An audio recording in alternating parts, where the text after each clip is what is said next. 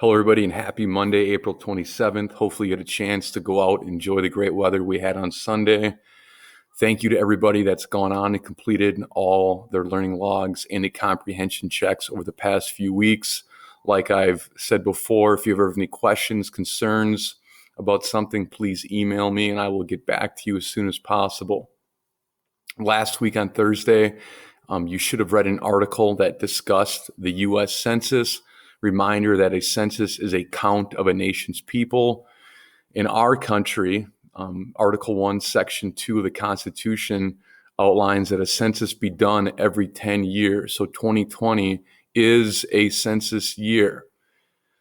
The census has multiple purposes. One major purpose is for representation. Remember, there are 435 seats in the House of Representatives, and the number of seats that a state is allotted is based on your state's population. So populations can shift over time, over a decade, for multiple reasons. A few examples could be birth rate, death rate, could be migration. So what our country does, or our government does after the census, is they have to redistribute the seats in the House, and they call this apportionment. So there are some states that can lose seats, there are some states that can gain seats, and then some states stay the same. So what you can see up on the screen right now is the changes that took place in the House following the 2010 census. So you can look at the state of Texas, obviously had a huge population increase. So they gained 4 seats in the House. Some states like Ohio, they had a population decline and they lost seats. Wisconsin, you can see after 2010 stayed the same. So again, every 10 years after the census is conducted, our federal government does apportionment. They redistribute the seats in the House.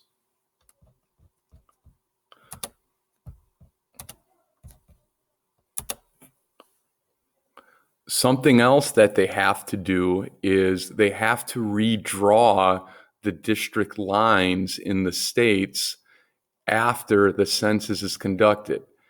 One major reason they have to do this is to achieve population equality.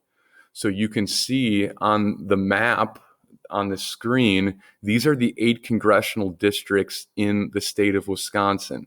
And all of these have approximately the same number of people living in them. So you can see we live in congressional district number 1.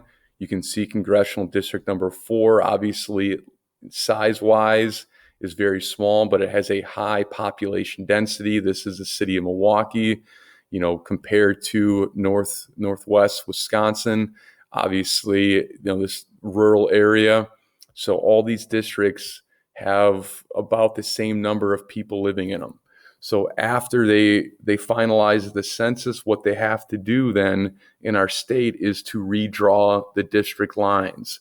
And this is a state power. This is a reserve power. And most states have rules by which they draw these lines by. Number 1, the districts have to be contiguous. That means they can't be broken up into multiple parts. They attempt to keep cities or certain jurisdictions all within the same district. They try to avoid irregular shapes.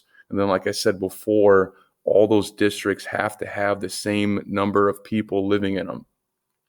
So in a second, I'm going to make another video, and you are going to attempt to redraw or redistrict a state after a census has been conducted.